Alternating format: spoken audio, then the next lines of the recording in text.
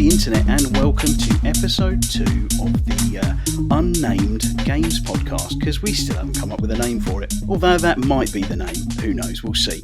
It's a weekly podcast show where we talk about games, movies, TV shows, and everything's really generally centralised around Xbox.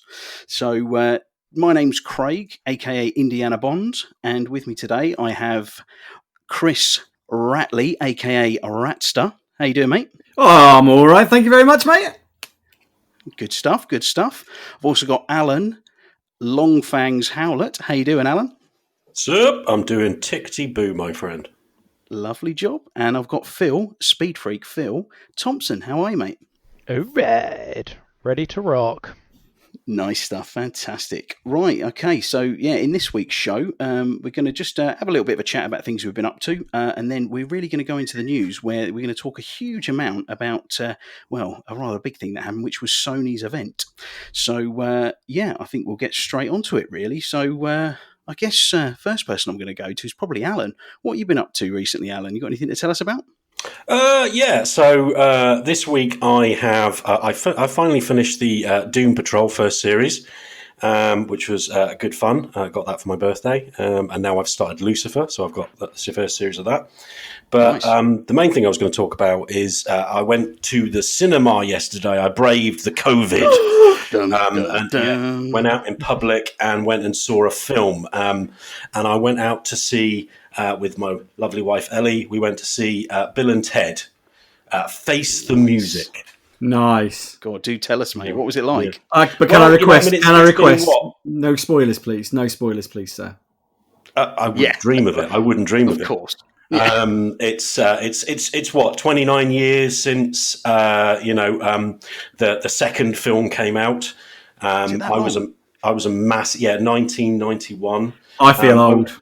Yeah, it makes you feel old when you realise 29 years ago, and that was the second film. That was Bogus Journey. So, I mean, the first one was out. I think it was 2 years before that. Excellent Adventure, and this one is actually directed by Dean Parasot, who actually directed Galaxy Quest. That's a film I really love, and I know you do as well, Craig. Yeah. Love it. Absolutely awesome. The humour, obviously it's a Star Trek spoof, so of course I love it. So I was quite pleased to hear he was directing it, and it's been sort of like championed by both the leads, Alex Winters and a small unknown actor called Keanu Reeves. But apparently they both. I've never heard of the guy. Apparently he's not very attractive and not very friendly, which is the complete opposite of what Keanu Reeves actually is. But they've both been lobbying for this film for better part of those 20, 25 years to actually get it made. And it's finally come out. And I'm pleased to say that it's a lot of fun.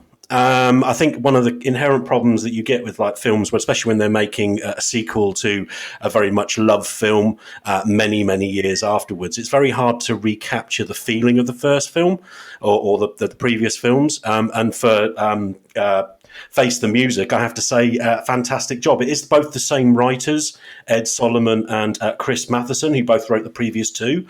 So you've got that pedigree already. It misses the mark on a couple of areas, and I'm not going to go into too many details as far as spoilers, but overall, for me, the word that really describes this is it's just fun. It's innocent. You don't think too much about the plot. The guys all pull off the acting, both Alex and Keanu. The Bill and Ted, they're still Bill and Ted. It's still got that inherent, sweetness about it that the first film had, and the gags hit the mark for the most part. And it has William Sadler as Death back. Not for an awful lot of time, but he is still back in it. And basically the film, without too many spoilers, shows the culmination of their story in some ways. And almost all of the original cast are back, except, of course, George Carlin, who sadly died a few years ago. But overall, as I say, if you're looking for something that's just fun and will make you laugh and is a bit goofy, a bit Dumb and Dumber, if you like, maybe not quite so silly, but I don't know, maybe it is quite silly, then this is the film for you. If you've not seen the previous two, I don't think it really matters. It's still great fun, and you don't really need to know all that much. It's all pretty much explained to you. So, I really enjoyed it, and so did Ellie, and I would recommend it. Cool. To be fair, though, who hasn't seen Bill and Ted, man? Who hasn't? Excellent! I don't think anybody who's willing to listen to a gaming podcast anyway. Yeah, you're probably right. And if there is anyone, in all honesty, if there is anyone who hasn't seen it, shame on you. Go find a copy and watch it, because shame on you. Yeah. So, in summation, be excellent to each other and party on, dudes. Well, talking about things that have been kind of resurrected a little bit, I've actually been watching Cobra Kai, the TV show, and I know a couple of others you have. Yeah. I know you have, Phil. I know you have, Alan. Yep. Ratley, have you watched it? See, now, I'm thinking it looks great, and I think it's one of these things that I think it's just not for me. I never was that into Karate Kid as a youngster, so I totally get if it was something I was into, I'd be like, oh my God, yeah, wicked. And it looks like they've really got it down right, but it holds so little interest to me that I'm like, yep, it's probably going to pass me by. I've got to say, mate, I'm exactly the same boat as you. So, I mean, I enjoyed Karate Kid when I was younger. I think everyone did of our age. It was a massive film at the time, wasn't it? And it was, Daniel's son, and there's so many, epic. Apart from that remake with Jaden Smith, yeah. And to be fair, the next Karate Kid with Hilary Swank, was it? Wasn't there three Karate? Yeah, the Hilary Swank was the third one, wasn't it? Because it was the Karate Kid Part 2 and then the new Karate Kid. That was the fourth one. Was it? Oh, God almighty. Yeah, I think they ignore the fourth one and go straight from 3 to the series. They do. So. Yeah, they do. So, I mean, the series is just, again, like I say, Ratley, I was very much in your in the same place as you, where I was kind of like, I enjoyed it. I wasn't a massive fan, but everyone had kind of talked about Cobra Kai, and because it's only just now come back out onto Netflix with the second season, because it's been out for a while on YouTube, hasn't it? Yeah, YouTube Premium. 2 years now, probably. Yeah, it was. That's right. Yeah, YouTube original, wasn't it? Yeah.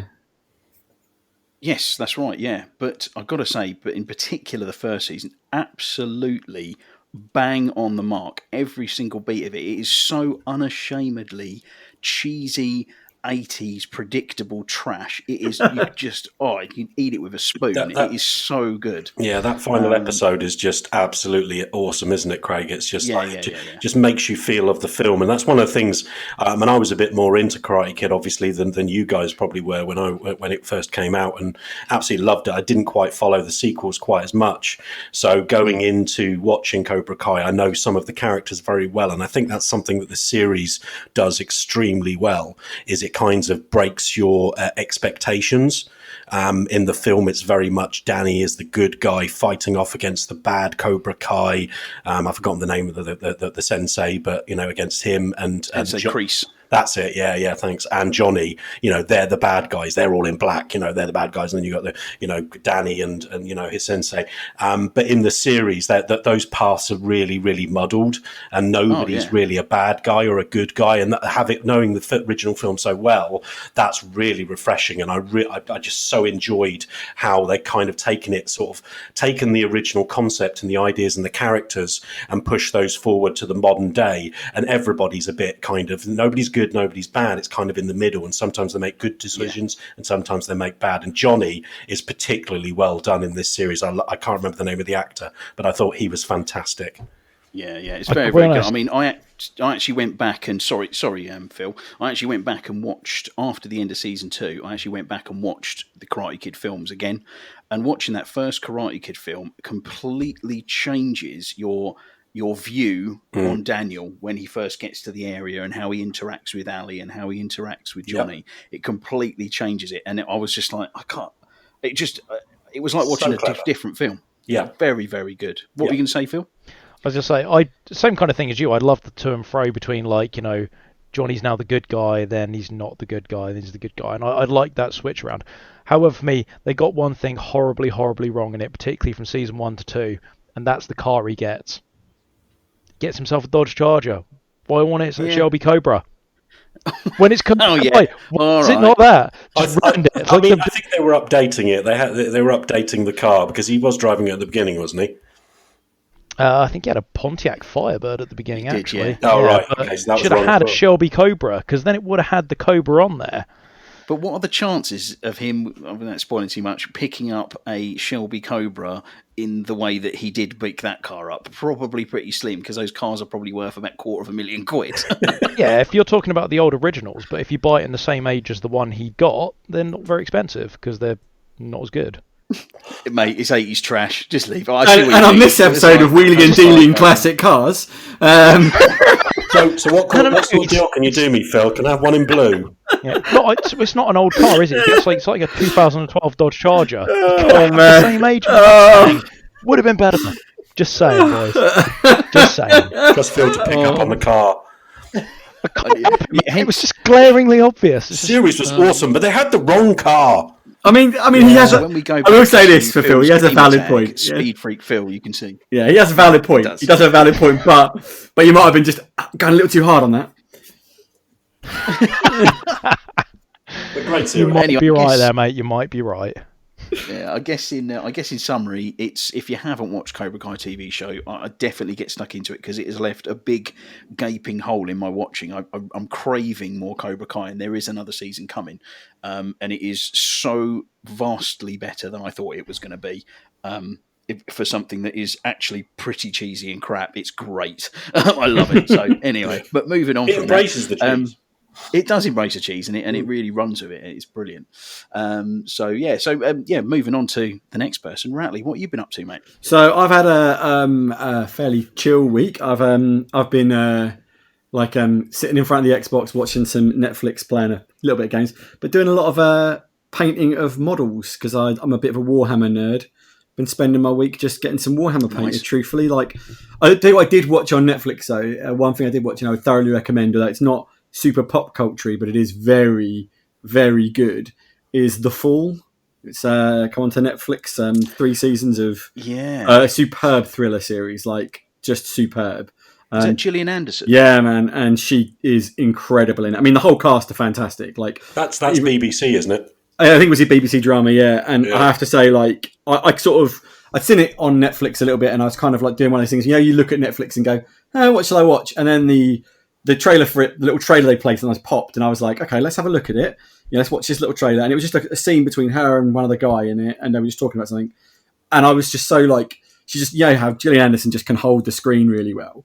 And I was just like, I need to watch this, and I really need to watch this now. And so I started it, and I just didn't stop. I think I was up till 3 that morning. The beauties of not having to go to work, but I was up till 3 just chewing through this show, and I was like, one more episode won't hurt. Click. So what you're saying, Ratley, is you're up till 3 with Gillian Anderson. In an ideal world, that's what I would be saying. In the reality, what I'm saying is I was up till 3 watching Netflix because, that's the way of the world. Painting a little plastic man. Yeah, painting a little plastic man.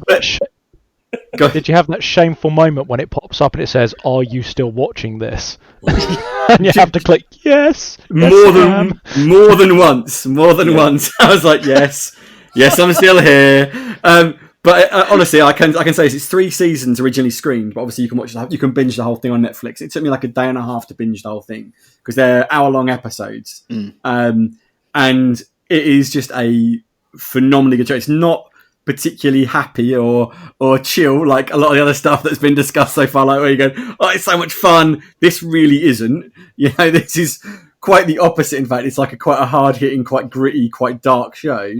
But oh my god, it just drags you in and it pulls you through it, kicking and screaming. Essentially, and you're like, oh my god, I have to see what happens next. Some of the moments they leave you, if you're like, nah, I've got to watch another episode. I can't just leave it there. It's a brilliant show. Thoroughly recommended. I can't say enough good about it. I was blown away by it. Truthfully, there you go. It's that good that I stopped painting plastic men for a day and a half, which is unlike me. That's unlike me. Well, how are you finding your new headphones, Ratley? So I'm quite happy with them so far. They're a difference, but I'm happy. They're comfy. They're nice. They're a bargain. I got a good deal on them, so that makes everything better. I do like the fact, like you said, it's just no nonsense, connects to my Xbox, job done. Yeah. That's... Yeah, just for reference, Ratley's picked himself up a pair of Arctis 9X Steel Series headphones, the ones that connect directly to the Xbox. And same as what I've got. And just for a further frame of reference, on that, I have been using a pair of Astro A50s, Gen 3, and coming to these, so I can give you a perspective on the Switch if any of you guys would really like to know what it's like to make the move, I mean, for me, it's a good Switch considering the cost involved. maybe I would say that the Astros sound a teeny bit better. It's not a teeny bit better. They're noticeably better, but they're also noticeably more expensive. Are they worth the extra cost? I don't necessarily think they are, but that's a very personal thing. I'm big into sound quality, and these are close enough that can I justify another £100 to get that much, that little step up in sound quality? Now, it is always like that. You pay a ton of money to get the incremental lift, but I'm not sure it's worth it, truthfully. Anyway. Oh, good. Yeah. Nice. Cool stuff. Right. Well, that just moves on to Phil then. And Phil's been watching an older show, but certainly one I haven't watched yet. You just want to tell us a bit about it, didn't you, Phil? Yeah, so I've spent my last week watching a TV show called Humans, which was originally a Channel 4 broadcast, I believe. And it was one of those things, like when it came out, I was like, yeah, that looks kind of interesting, because it's all about like kind of AI, and basically the premise is like people buy like servant robot people, for lack of a better phrase. You know, you hire them, they do like your shopping and your washing, and they cook your meals and stuff for you, and they look very real and human, but they don't act particularly real and human. And kind of the premise is that there's a sort of 3 or 4 robots in there that have actually been designed to have genuine proper AI, and they can act and speak and think freely, and they're not bound by like coding laws and things like that prevent them from acting like humans. And yeah, it's quite an enjoyable watch, actually. I mean, it's a little different to the kind of things I normally watch. It's a little kind of drier and stale and a lot more serious.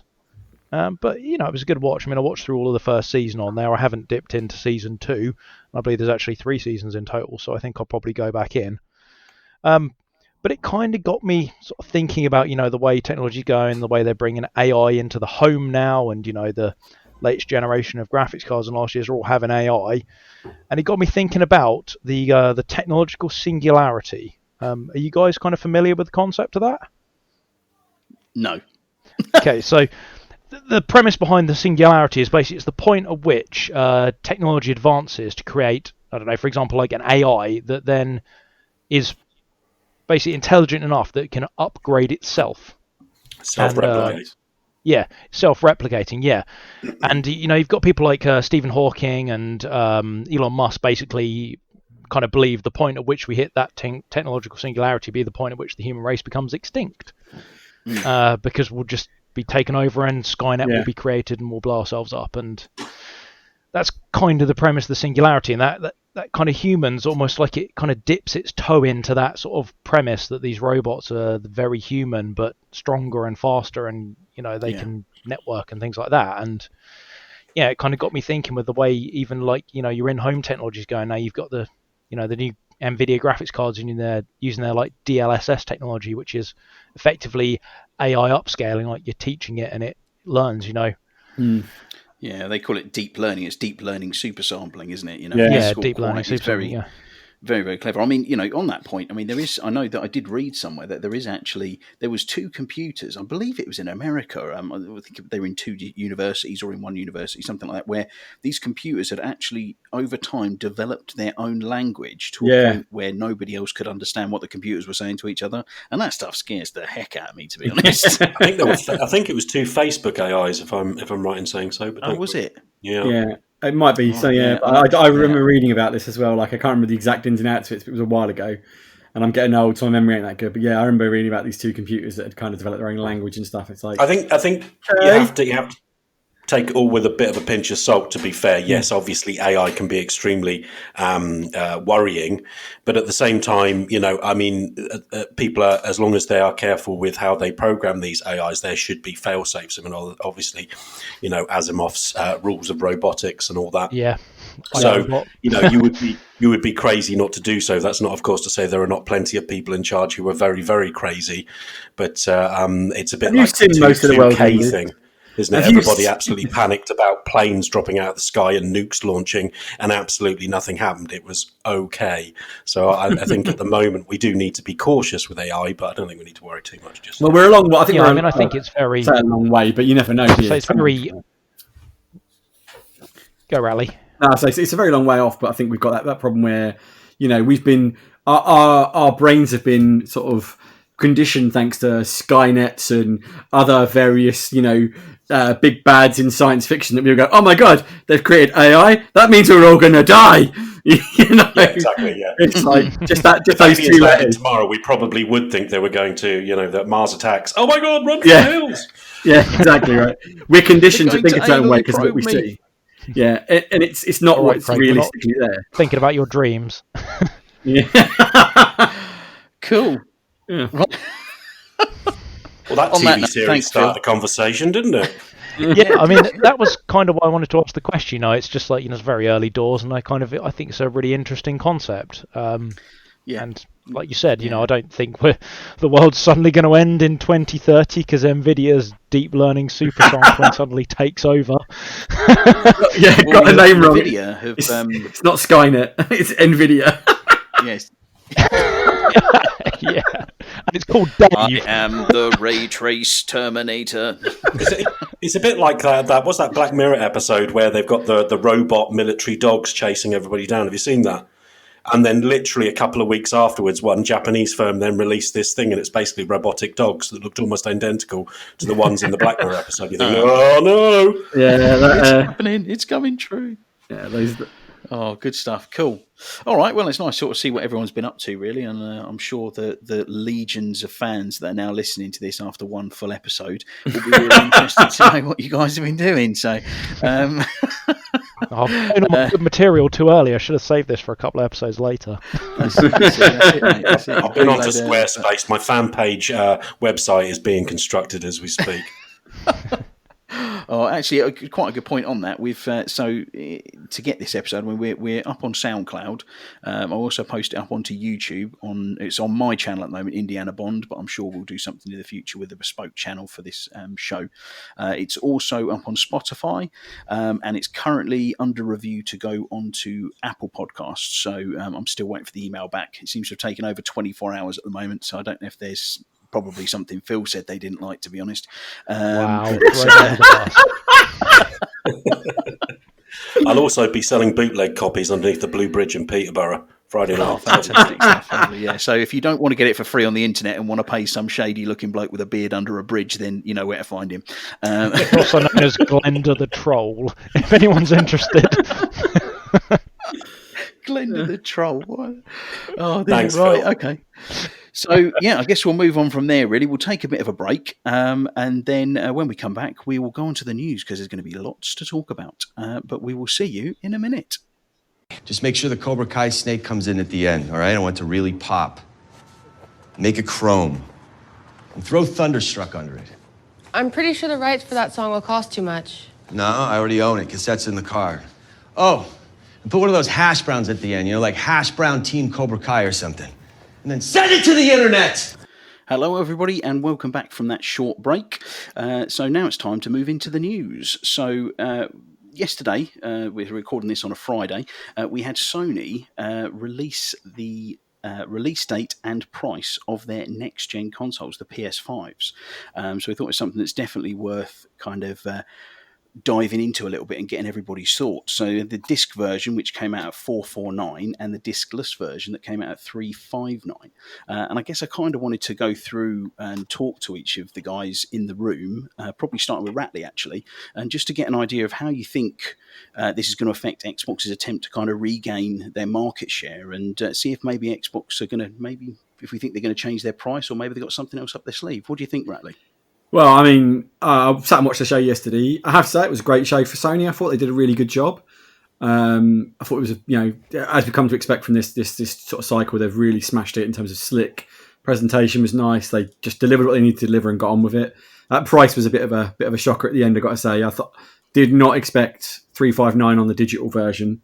$449, yeah. I mean, I thought they'd be a little more expensive than Xbox, but credit to them. It's great for PlayStation people, knowing that having been on the receiving end of it at the beginning of this generation, where Xbox was significantly more expensive. It's a tough pill to swallow when your mates are buying the things. So the fact they're getting such a good deal, great for PlayStation people. I think Microsoft probably got caught a little bit unaware by that. I mean, that $359 price is impressive to say the least. I mean, there's some stuff to go into as to why I think they've gone that hard with it, and if you look at the business model as a whole, we can get into that a bit later, I think. But I think that genuinely, like I was impressed by the price, shall we say.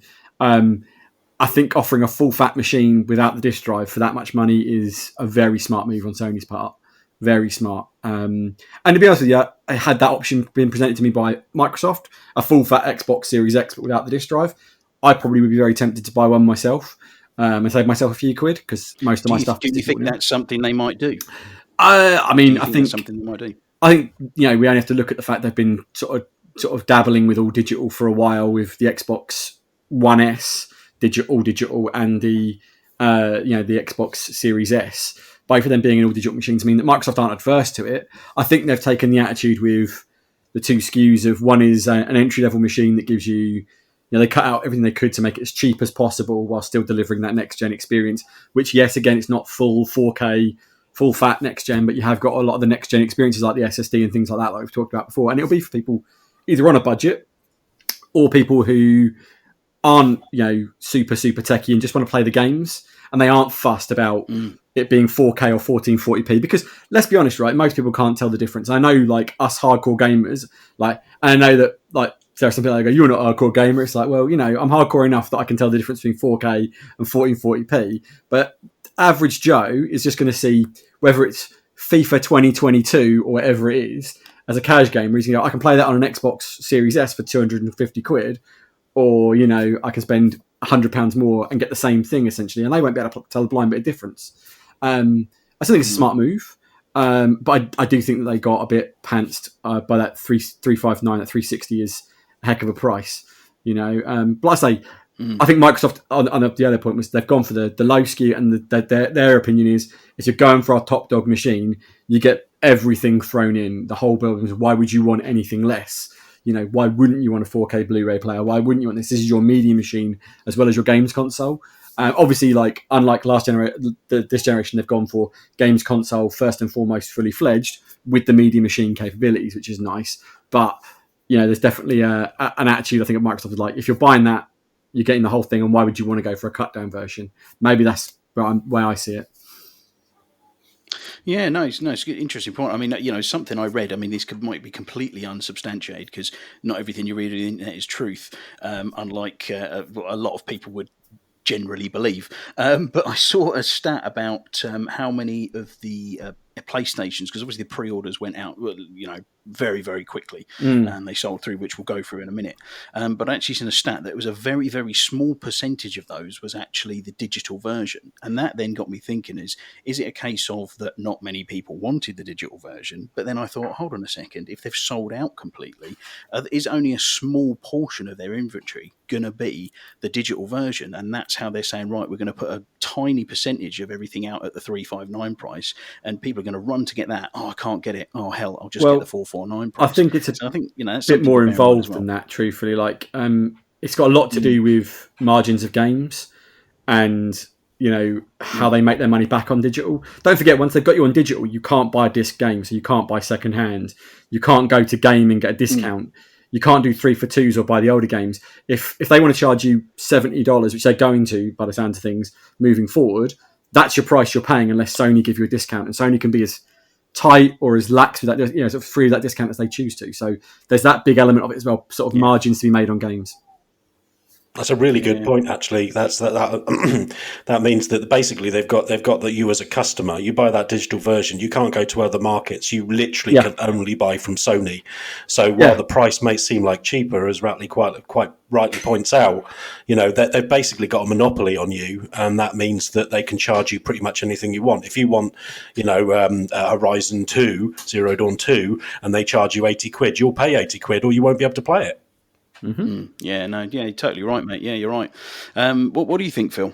Any ideas on that? And so what I said as well. Yeah, I think they're both really good points. I think it's a really interesting point about the all digital and the they can set whatever price they want for the games. So actually, let's just say you buy the 359, they don't do any discounts on their next gen PS5 games for the first year. They've made up that maybe 100 quid they took a hit on by bringing the console down to that price. Yeah. So. And I think I kind of wanted to circle back to like the two Xbox prices, the 249 and the 449. And when they announced that 249, I sat there and thought, whoa, and see what Microsoft are doing here. That's a real good price. They're going to get some good traction in the market there.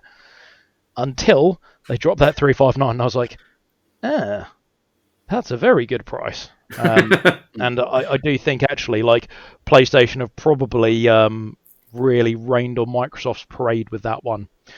But there is, I mean, one of the things you mentioned is, do Microsoft have anything up their sleeve? Was one of the kind of things you dropped in at the start there. And I think there's one thing we're all forgetting: Xbox All Access. Yeah. What was it? £20 a month for the Xbox Series S and £28 a month for the Series X, with your Game Pass and your games for gold included in there as well. Yeah. I think that is your real marketing tool for Xbox, much better than that cheap price Sony. It's like, I think effectively. You're 100% right. I think there's also on that, not only is it all access, but if you talk about all digital as well, like if you talk about like you said, the $70 games and how you spend however many games, or £70 games, £60 games, whatever they cost, you buy however many, and it's it looks really good on the box to say, oh, it's £360. And again, I'm happy for PlayStation people. I am jealous of being able to buy a next gen console for $369. I would love to be able to go and buy my full fat machine for that much money. But there is that element of, without like certain services, like they're going, hey, one thing I thought was very sort of good, but kind of when you think about it is like, oh, okay, it's clever, was the PlayStation Plus stuff, because the value inherent in buying a digital console, as we said, like you have to pay Sony's price for games.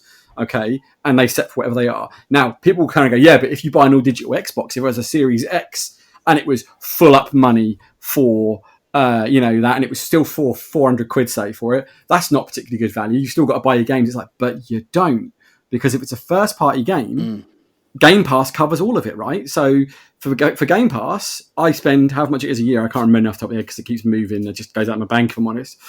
And the reality is, like, that covers me for all of the first party titles, and they're all bought and paid for. And if as Phil said, you go on Xbox Access, All Access, you've got that included in your price. So I think, the digital is one of these things that starts off looking very, very good, but in a year or two's time, you've actually probably ended up costing yourself money to have that digital sort of that initial bargain. But I still think it's a very smart move. Yeah, it kicks you in the long run.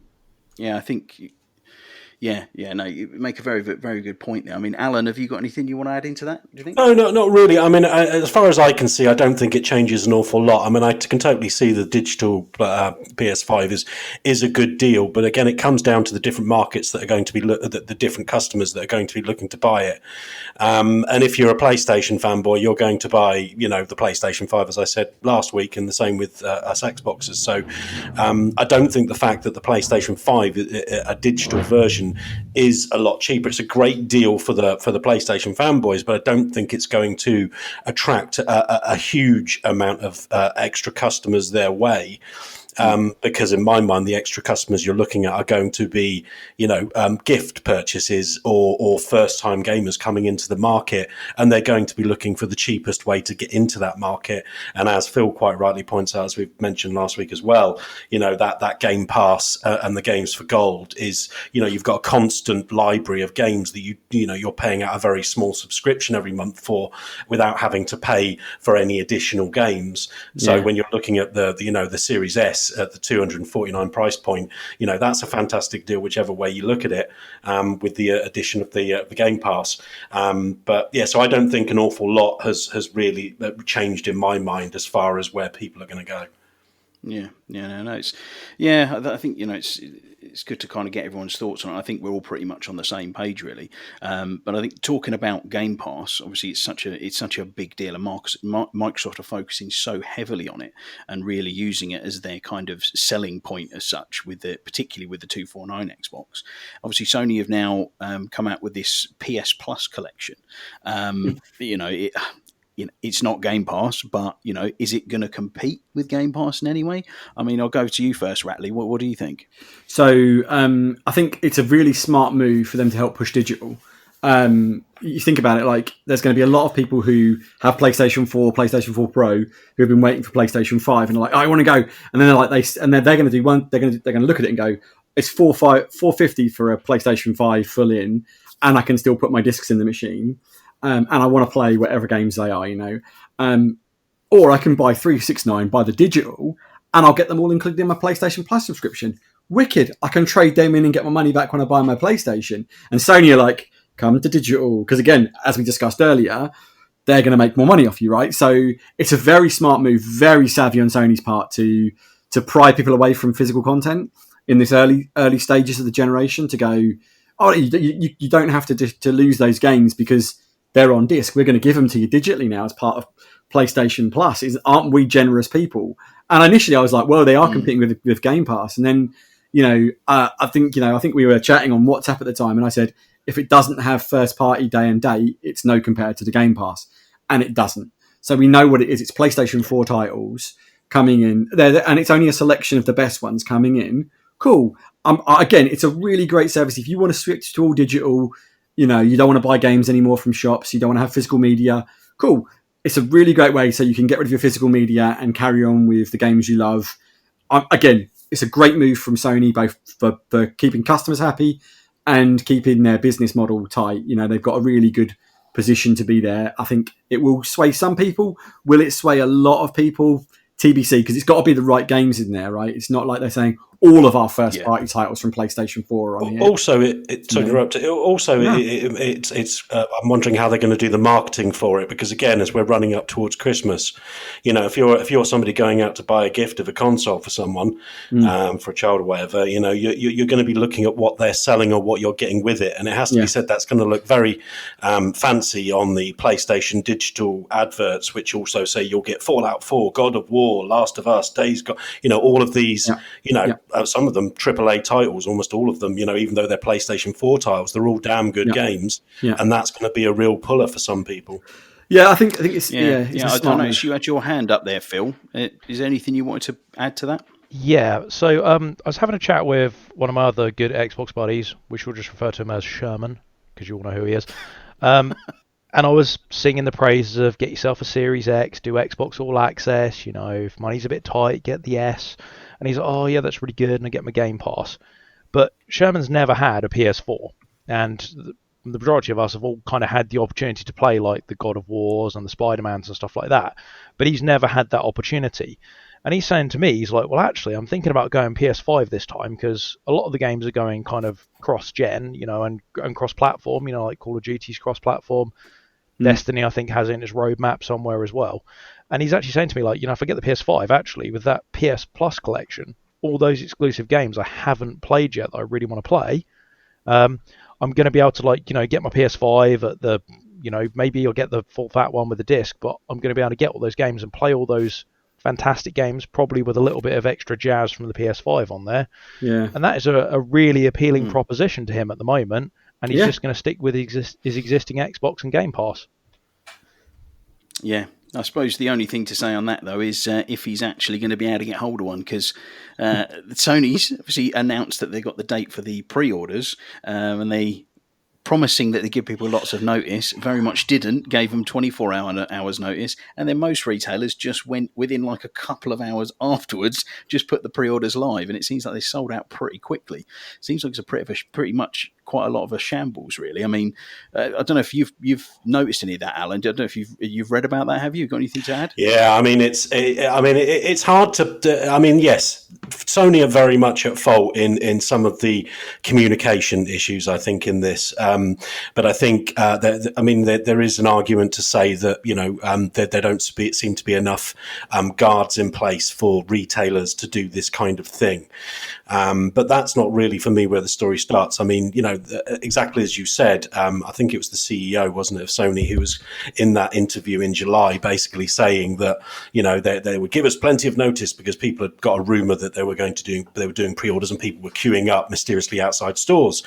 And then it just seems odd to me that we have the showcase and they give the price point details, and literally, they knew at the time they were showing the showcase that they were going to be doing pre-orders the next day. So as a massive company like this, why was it not included as a showcase when everybody would be watching? And that information was in fact tweeted out by Keeley. Was it an hour, 2 hours after the showcase? Just a tweet letting people know that the pre-order was going to happen tomorrow. How is that a way to notify your customers? Why would you not notify them in the showcase when they're watching stuff about where you even give out the price points and you never mention the pre-order date once, whereas Xbox already have that pre-order date up there. We all know exactly when it's going to be.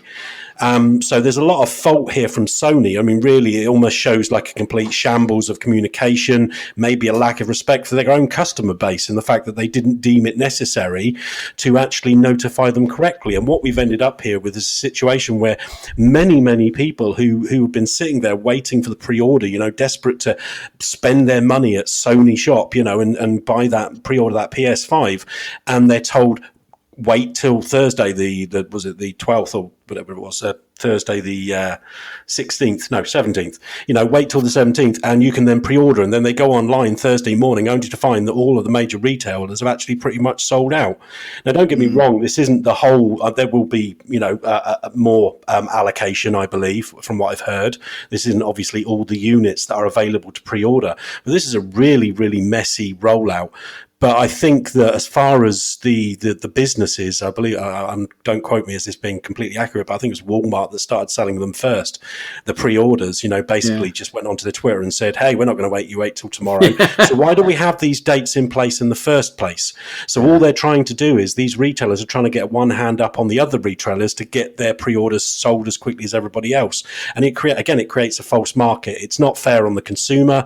And, I kind of do feel a little bit for Sony on this, but I would feel more for them if it wasn't the fact that they completely messed up the communication to their customers in the first place. I think on that as well, there's a really sort of sad part of it as well, which is that because of this poor communication, you've got a load of people who've been waiting and wanting to get their hands on these new consoles, and they haven't had clear communications, and they might have had to go to bed, or they might have been busy at work or what have you, not knowing that things have gone live, because not everyone can sit on Twitter 24/7, following what's going on, and they're going to get done now. There's a very real possibility they're going to get done in by scalpers who do just sit online and do that. So this whole ton of people who are potentially going to have to pay hundreds of pounds more, which again, sadly, is part of the world we live in, and it's been going on with consoles, and it will happen to Microsoft customers as well, I'm sure. But we've all now been given heads up that, next 22nd, it's next Tuesday, isn't it? Memory serves. My calendar's right. Next Tuesday at 8 a.m., local time for us, the pre-orders go live. So we know that if we want to make sure we've got a pre-order ready, for our console, we need to be ready to rock and roll for 8 a.m. to pre-order the machine, right? And we know we can go, we know what we can do, and we know what our options are. And I have to say, that way I know that the only way I'm not going to get my pre-order as a customer makes me happy, because the only way I'm not going to get it is if I don't get up in time. If I can't be bothered to drag my butt out of bed and get to a store to pre-order, that's on me. It's not because, I wasn't told correctly. And I think if I was a PlayStation customer, I'd be a bit miffed. It's not great by Sony. I think that one, it's such a shame after such a good showing for them and their fans that they went and dropped that like that. It was such a big ball drop, to be fair. It was like, you don't fumble it that badly, after doing so well, But ultimately, I don't think it's going to have massive impact on their sales. And let's be honest, companies like Sony, they probably haven't got, the best reputation anyway in the first place. So I don't think it's going to hurt them in any sort of major way, because clearly people still want the consoles. Otherwise, they wouldn't be shouting out about the fact they can't pre-order one. So, and then there might be an argument, I don't know if there's any sort of like substance to this rumor or this idea that Sony are deliberately creating a demand market, sort of like a demand, when a false demand when there isn't one. So they're not shipping out, the Nintendo game plan, right? They're not shipping out, creating enough units to create a surge of demand. Keep the demand high and the supply low. It's an age old trick, and it worked well with the Wii, didn't it? Yeah, we saw that. But Switch, Switch as well. I'm very keen to. I don't want this to turn into a Sony bashing session. No, it's not at all. It kind of is, because they've done a whole stream of cock-ups really with this, and actually everybody's quick to jump on the bandwagon and bash Microsoft when they make a mistake. So I think we need to take them to task a little bit on what they've done wrong. And I think there was a couple of other key points to kind of pick up from that presentation. Obviously, the first one is Sony's backpedaling on the cross-gen support with Spider-Man and Horizon Horizon Forbidden West or whatever it's called. These were touted as PS5. They're going to demonstrate all of the the key features of the super fast custom SSD, and it's going to use all the full power of PS5 and never be held back. And then we find out again via just random tweets popping out from I think Jeff Keighley again, saying that these two games are coming to PS4 as well. Which, don't get me wrong, I have a PS4. I'm pretty platform agnostic when it comes to. I like to have all of the platforms because I like to play those exclusives, and that's great news to me because now I know I don't have to get a PS5 when Horizon Forbidden West comes out. I know I can play it on my PS4 if I want to at the time. But they've also got the games are going to be going up to £70 now for PS5 games. And it'd be good to kind of get people's kind of thoughts on those bits. Really, I mean, Phil, what do you think? I think kind of exactly what you were saying there. So I was thinking, I'm a really big Horizon Zero Dawn fan. I absolutely love that game. I bought it on PlayStation when it was PS4. I bought it again on a Pro, and I bought it again when it came out on PC because I really enjoyed that game. And when they announced Forbidden West 2, I was like, I'm going to have to buy a PS5. I'm going to have to buy one because I want to play that game. The fact they've now dropped it back on PS4, I mean, when Microsoft kind of announced that they were, going to be supporting the older gens for at least up to 2 years afterwards with no kind of next-gen exclusives, and they all got a proper bash, the old systems, the original VCR Xbox is going to hold back this game development. Well, actually, now that, if that holds true, then that suddenly applies back to, things like Horizon. As I'm sitting there thinking, it's going to be the PS5 next-gen game, and now I'm actually thinking, do I need to get a PS5? I mean, it's not going to be anything particularly special now. It's going to be, it's going to be PS4 Pro, so actually I can just play it on that, and maybe it won't look quite as shiny, but it's almost like I'm like you. I was thinking, I'm going to buy a PS5 anyway. I'm going to buy a PS5 anyway. Now I'm kind of thinking maybe I'll hold on, see if they do another mid-gen step up, like 3 or 4 years time. Maybe I'll get it then instead. Maybe one in black would be nice. What do you think, Alan? Yeah, I mean, the £70 price point, I want to talk on that because, I've been, and I've had conversations with all of you over the years, I've always been quite amazed that the price of games was stayed consistently at the same price point for so long. I don't think, everything else around you, from Mars bars to houses to cars to TVs, the prices have gone up and up and up with inflation as things go forward. And computer games in general have stayed around the same. I think it was £40 price mark before we started moving into digital. I think was it £60 in digital? And I personally think this was inevitable. It was, and we've had this whole conversation about, in-game sales, product placement and stuff like that. And that's another way of developers having another revenue stream into games. Because let's be honest, games these days, when we're looking at these AAA titles, and just as an example, Cyberpunk 2077, I mean, we're talking about a game that is costing CD Projekt Red it's somewhere between 175 and 220 million dollars to actually develop, and they've been developing for 7-8 years. Obviously, that team was a lot smaller when they started, but it's the same for Rockstar and Red Dead Redemption. These massive titles require a massive workforce and a massive amount of development time for the amount of complexity and the games that we expect for AAA games in this day and age. And for me, the consumer always has the reins.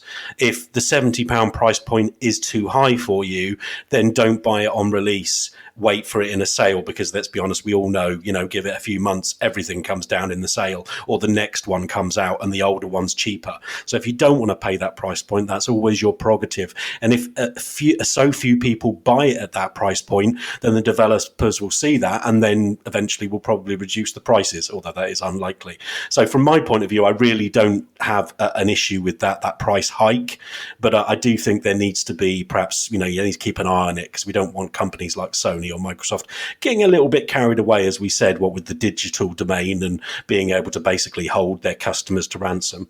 Yeah, I think it's, I definitely don't have a problem with £70 for a game. I think the amount of value that you get from a game, you can get hundreds, if not thousands, of hours of entertainment out of a game. You spend £15 to go to the cinema for 2 hours, and you think that's good value. So when you put it in perspective, it really isn't that much money. I think it's more for me on the kind of perspective of, Sony are going this way. Some third-party studios or publishers are going this way. Microsoft haven't mentioned anything about this. It seems like it's staying very much that way. Is that something we're going to see going forward, where Microsoft is continuing to keep that good value proposition going, where Sony are continuing to go for this more premium thing? But I mean, who knows? Who knows? You got any thoughts on that topic, Ratley? I mean, I think the big trump here for Microsoft has got to be Game Pass. I know we seem to be becoming the Game Pass podcast because we just go on and on about how great Game Pass is, but the reality is, we touched on it earlier with the cheaper entry price for digital and how that is going to be where Sony want you because they can make more money from you, and it's not just about that $70 or £70 price point. It's about the margins involved in, because it's obviously cheaper to deliver digitally. But for Microsoft, they've got this all tied up in Game Pass. That Game Pass is a big bet for them, and for a very good reason. There's that recurring revenue stream. The customers stay loyal. I mean, we talk about it. It's obvious how good it's doing because we're all on here going, yeah, but Game Pass is brilliant. Game Pass does this. Game Pass does that. And the reality is, though, I can buy my Series X or whatever it is I'm buying, and I know that Game Pass gives me all the games that they're going to release. So, for example, we saw today they announced finally. I have to say, this is a bit of a bittersweet one, but hey, it's coming. Gears Tactics is dropping onto the Xbox on November 10th, along with Series X, which means that when I get my Series X, not only have I got my entire library coming with me due to back compatibility, I've got all the Game Pass games coming as well, whatever they are, and I've got a new Gears game to play on the day. And going back to what you said earlier about backwards compatibility, cross generation stuff. It is infuriating to see how Sony were taking cheap shots at Microsoft over this. I think that's what annoys me more about it. Is not that they're doing it. I actually am a big fan of this. I think it's great. I think it was a really crappy move to try and force people into next gen. Not everyone's going to be flush with cash. Not everyone's going to be ready to go, and to withhold experiences from people that could have blatantly been done on previous generations was kind of crappy. So them doing it is great, and I'm pleased that Sony are doing this. To be fair, and I want to be very clear about that. I am happy that I think PlayStation 4 owners are getting this experience. But to take cheap shots at your competition for doing it and claim that the games you were showing couldn't be done on those machines, and this is why you need to buy a PlayStation 5, and look at the power. You couldn't have done this on previous generations. And so far, about the only game I think I've seen from them which has demonstrated anything which I kind of went, I can see how that is a thing, is Ratchet and Clank.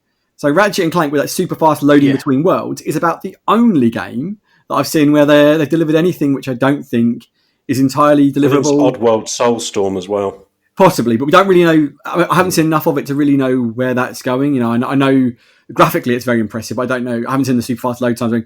There's probably a way to cut that down, but the load times and seek times, there's probably a way if you're very clever to do Ratchet and Clank on a previous generation.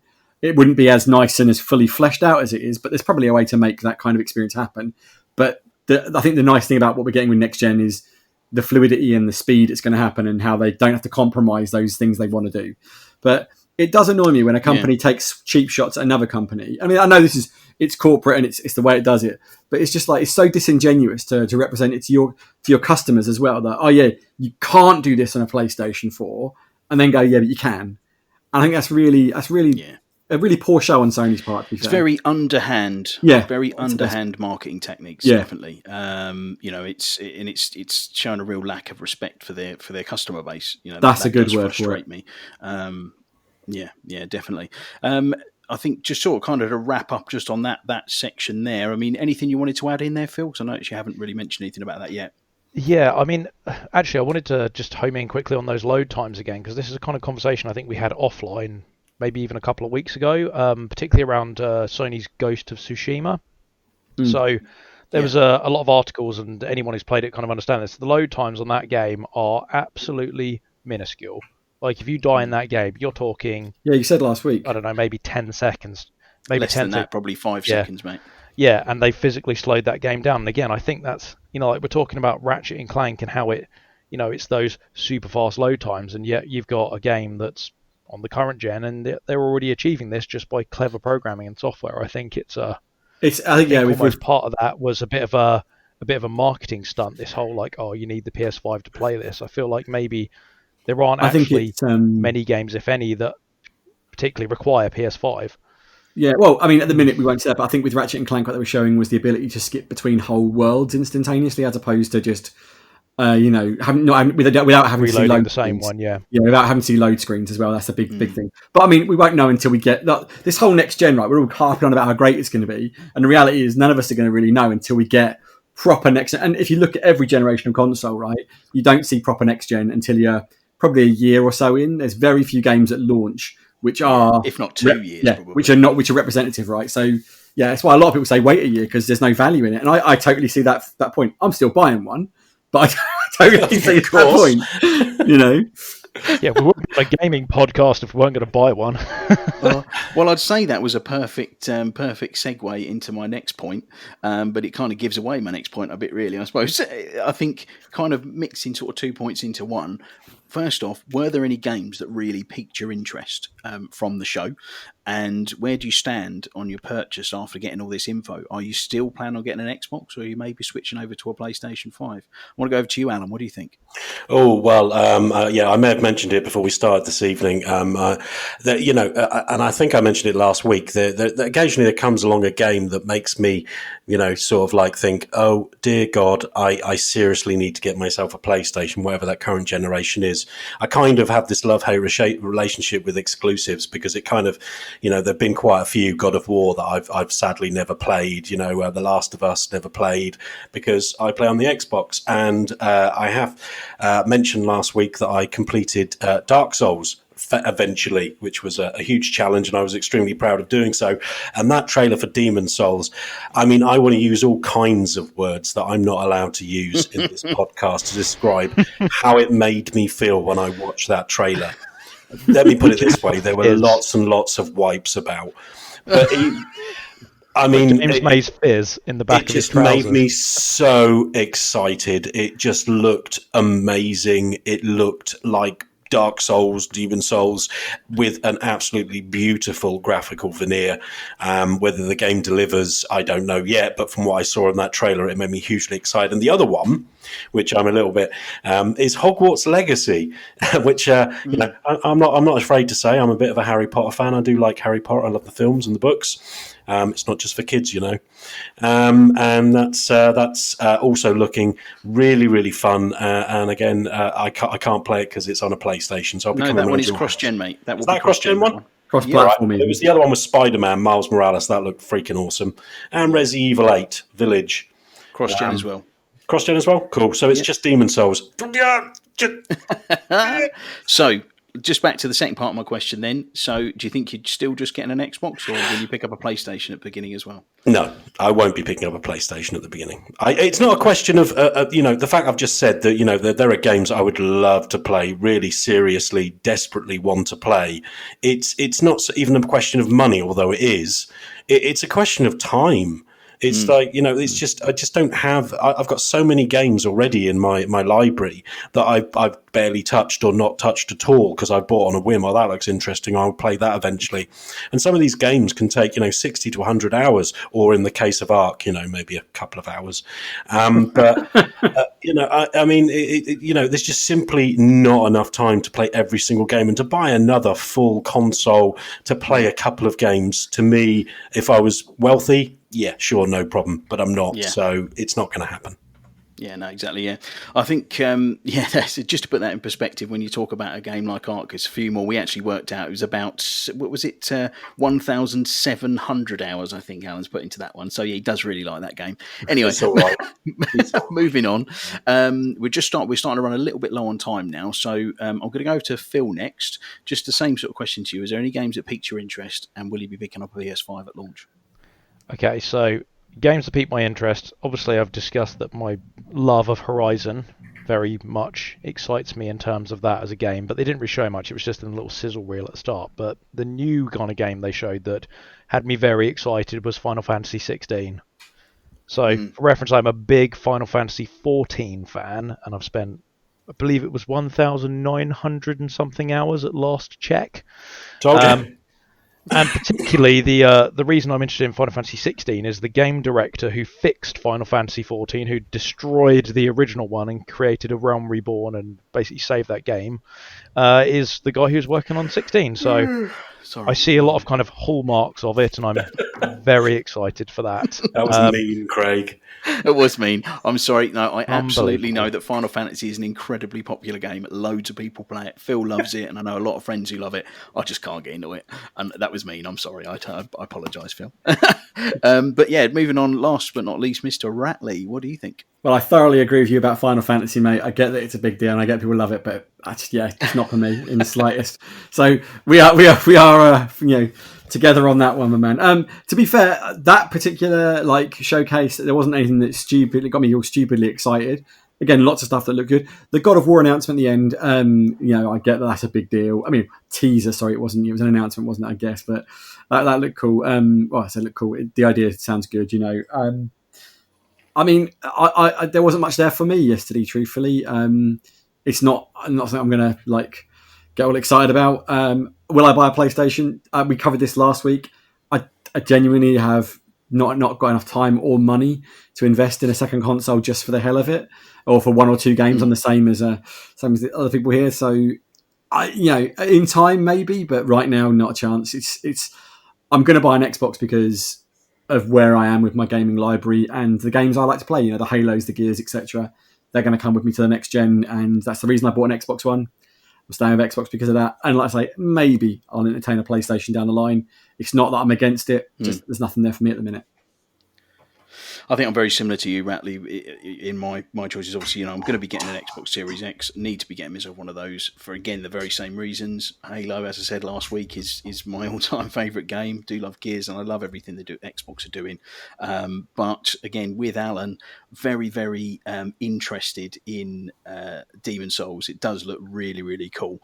And I know, like I say, I own a PS4 Pro. I bought it a little way into the life cycle of the consoles. So it was at a point where there was plenty of exclusives that I could kind of get a whole bunch of them together and play all these great titles at a really cheap price. I picked most of them up for around sort of 10 or 15 quid, and the console cheap. And I'll probably do the same thing with the PlayStation, I think. So, but yeah, I think that's kind of running sort of a bit short on time now. So we're going to knock that section on the head. But as we did last week, we have a bit of a game again. Are you excited again, boys? Are you excited? I'm so excited. Oh, right, man. well, hopefully you're going to do a little bit better than the Star Wars quiz last week, because everybody had a bit of a struggle with that one, didn't you? Oh, I won that. I performed adequately. You did win, but yeah. I don't know. We answered some really, really tough questions. I mean, the R4 D5 or R5 D4. Yeah, R5, that was a D4. really good one. Yeah. But the ones about But anyway, we're going to go for a quick break, and then we'll be back into the game. See you in a minute. Bill, what? Strange things are afoot at the Circle K. Who are you guys? We're you, dude! No way. No way. Yes way, Ted! Look, we know how you feel. We didn't believe it either when we were you, and we said what we are saying right now. Okay, wait. If you guys are really us, what number are we thinking of? 69, dudes! Hello, everybody, and we are back after that short break for the game. Alan, you're going to do a jingle for us? No. Again, let me down again. My soundboard is faulty. I'm sorry. I'll fix the jingle for next week. I keep thinking if I put you on the spot, you'll just cave and do one. But I'm starting to think it's not going to work like that. Don't give up on me, Craig. We're 2 weeks in, and you've already broken him, Alan.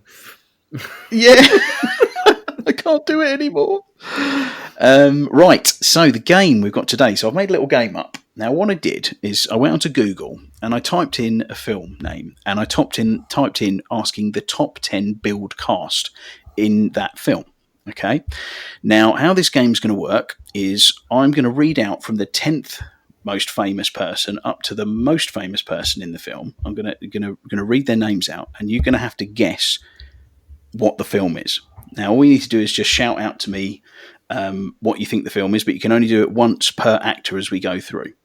Okay, so everyone get what we've got to do? I'm fairly sure the film Moon isn't going to be in this club because it's got like 3 people in it. Yeah. I was going from my head going, what films definitely aren't in this list? So, okay, first person, nobody. Second person, nobody. Third person, a rock. Moon.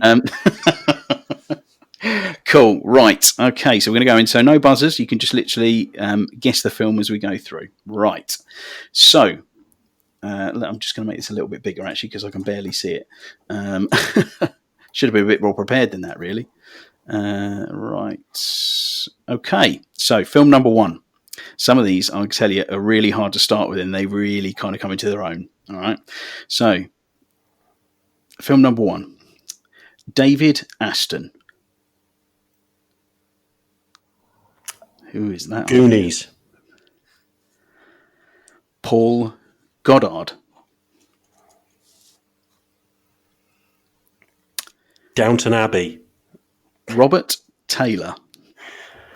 Who are these people? Exactly what I'm thinking. Matt Doran. This is a tough one. Marcus Chong. Oh, no. Joe Pantaleone. My cousin Vinny's wedding. Nope. Or my cousin Vinny, should I say? I don't think it was a wedding. Carry on. Hugo Weaving. Oh, is it Matrix? It is, Phil. Well done. I was literally about to say, yeah, as you said that, I was like, I just realised who it is. I just realised who the cast. Who was the bloke who led that? Was it Keanu Reeves? Did we talk about that? Keanu Reeves, yeah, I think so, yeah. So going from there, it was Hugo Weaving, then it was Carrie-Anne Moss, Lawrence Fishburne, and Keanu Reeves. So as you can see, that was quite a tough one. Was that the first one? Yeah. Yeah, that's the first film. Yeah. Who the heck were those first people? That must have been Dozer and his name was. Yeah. Well, one of them was the Mouse. different agents as well. Mouse, that's it. Yeah. Matt Doran. Yeah, there you go. Yeah, good stuff. No, well done, Phil. That's good first score, 4 points. Okay, film number 2. Lee Evans. Mouse Hunt. Tommy Tiny Lister.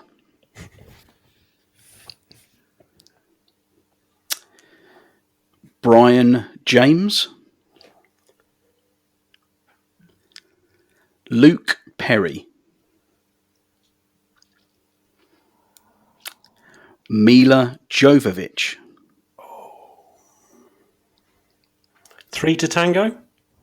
No. Mai Wen. Mulan. No. Chris Tucker. Fifth Element. Yes!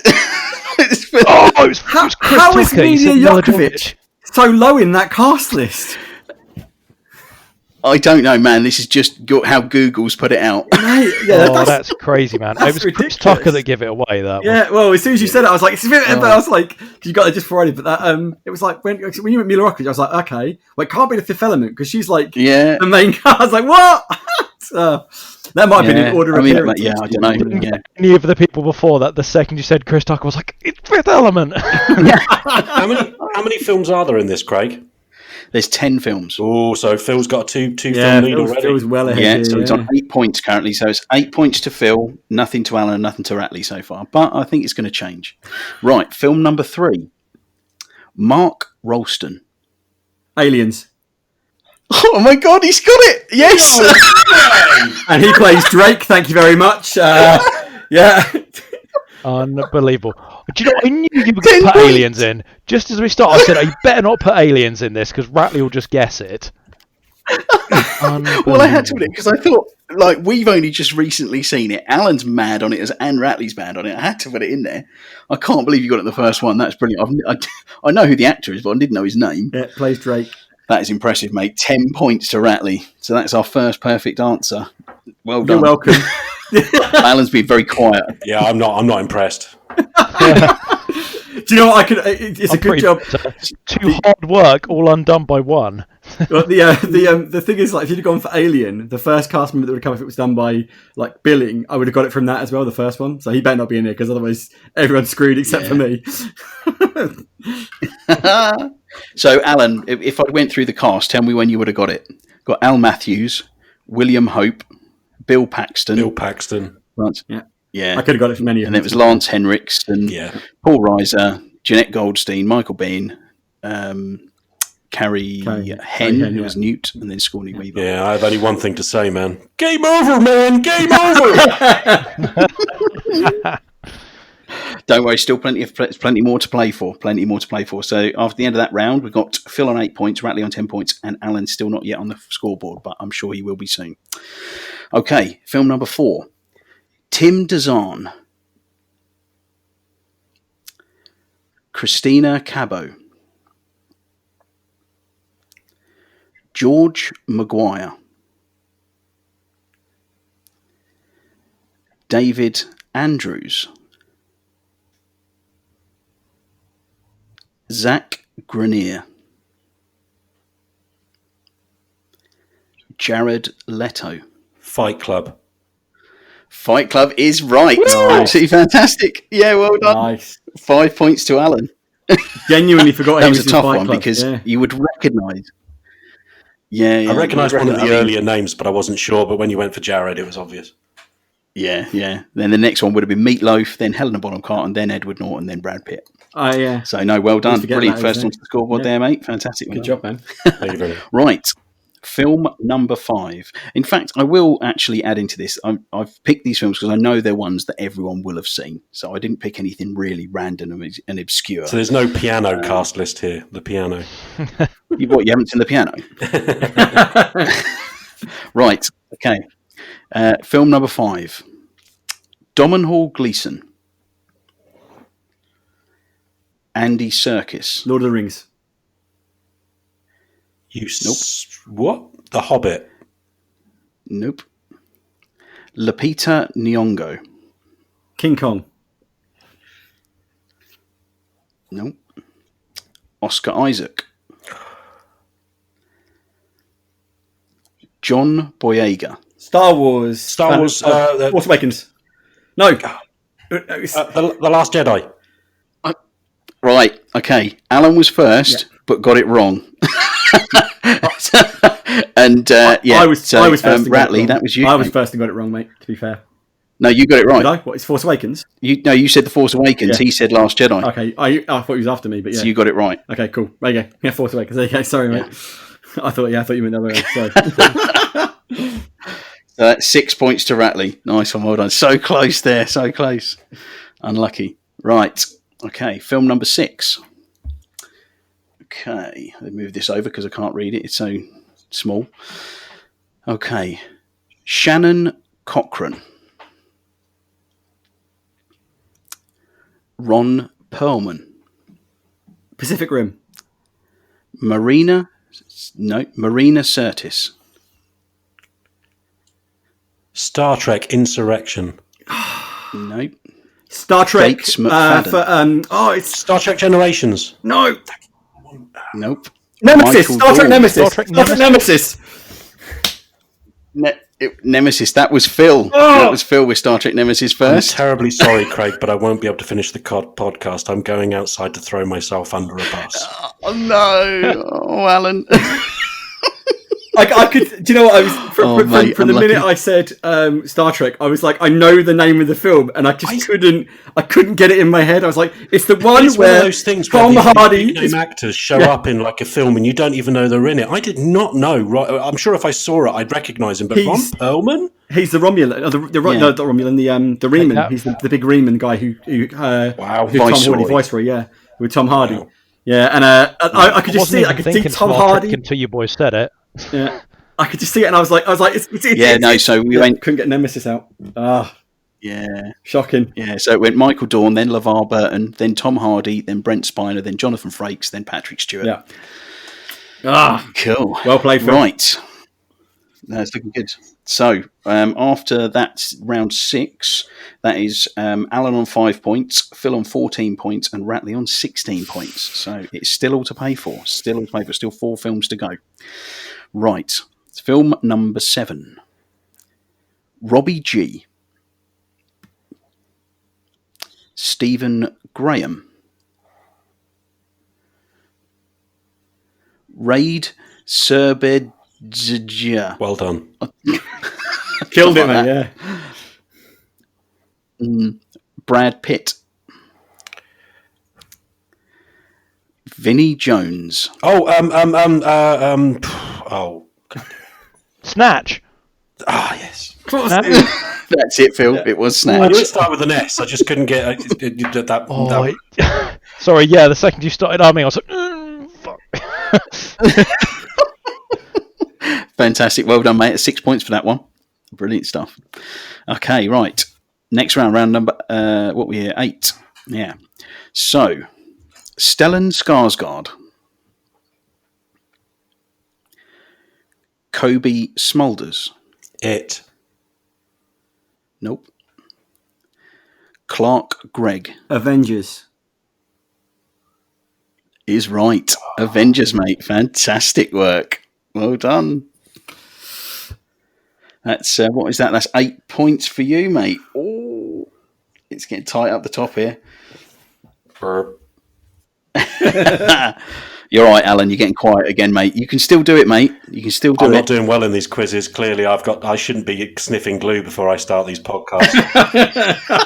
I think that's a good advice for life, generally, really. Yeah, but, Is that what we're calling what he does for a podcast now? Sniffing glue. Right. Okay. So, film number 9. Mary McCormack. Elias Koteas. Balthazar Getty. Morgan Freeman.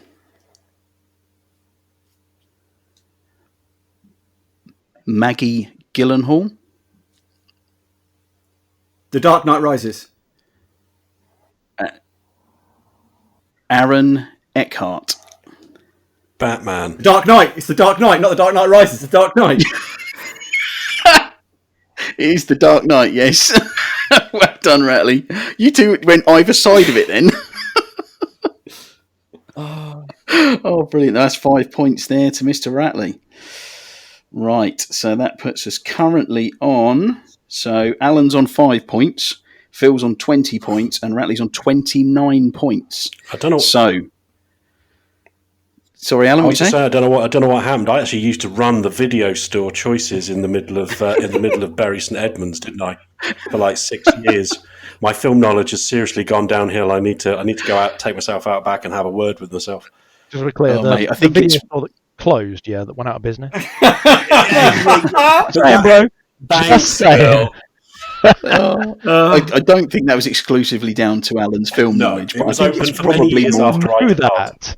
We don't know that. Oh, right. Okay, so last film. Oh, God. So basically, Phil, you're playing for first place. You need to get this on the first one, or if you get on the second one, you will equalise. Alan, if you get this one, you just do the first name. You're stuffed, but at least you'll have a better score. Do the first name and give us a nice long pause so I can think about it. Yeah. So you can IMDb it. Okay. I'll give you at least 3 or 4 seconds. Are you talking to? Hang on a sec. Where's my phone? Give me a sec. Right, here we go. Question number 10. Ted Danson. Saving Private Ryan. Oh my God, he got it straight away. Yes, Alan. Alan, yes. That is brilliant. There wasn't Well even done. Sabotaged me, Alan. You sabotaged me. I could have had that. I there literally wasn't watched even- it about a week ago, though. So it was films Ted Danson are in. Yeah. That was the only one I could remember. You felt like Fantastic. Well that done, was like mate. the Danson, and you were like in. It was like there was no there wasn't even a pause. It was like done. Sorry, Phil. Respect for that one, man. Oh, mate. Yeah, that was brilliant. So, yeah, the list on that was Ted Danson, then Jeremy Davies, Giovanna Ribisi, Vin Diesel, Adam Goldberg, Barry Pepper, Tom Sizemore, Matt Damon, Edward Burns, and Tom Hanks. Matt Damon. So, at the end of that quiz, we had Alan with a fantastic run at the end there, but on 15 points in third place, Phil with 20 points in second place, and our winner this week for the second week in a row is Mr. Ratster with 29 points. Well done, mate. Alan, we're going to have to team up for the next one. Can't let this continue. I've definitely got a target on my back now, and I 100%. I think you might have. Congratulations, Ralph. No, that was. How did you find that quiz? Was that quite fun, Bob? Harrowing. I like that. That was a good quiz. Although I'm a bit worried if somebody came into the podcast at that particular point, all they'd do was hear you reading out names. It's like one of those those secret radio stations that put out numbers to spies in like the US. Something like Black Ops. So people like Morgan Freeman, Sammy Raphael, the dog is cold in the bird box. I'm engaging a silent assassin somewhere in the world. It's fun. Thanks, Greg. Oh, great stuff. Brilliant. Well, that's about everything we've got time for today. Thank you for, again, all the legions of people that will be listening to this. Thank you for listening to us again. And we will be back next week. Again, we're going to post this up to Spotify, up on SoundCloud. It'll be up on YouTube on my channel, which is Indiana Bond. And hopefully by next week, you'll be able to get it on Apple Podcasts if they pull their finger out and actually review it for me. So, And after you've said that, they're not going to. But So, I think... yeah, quite possibly there is that. And for life. Really, I'd say that's a goodbye from me and goodbye from the boys. Say bye, boys. Bye. Bye-bye. Party on, dudes. Bye. See you later. Yeah. Bye. Bye. Yeah. Bye. Bye.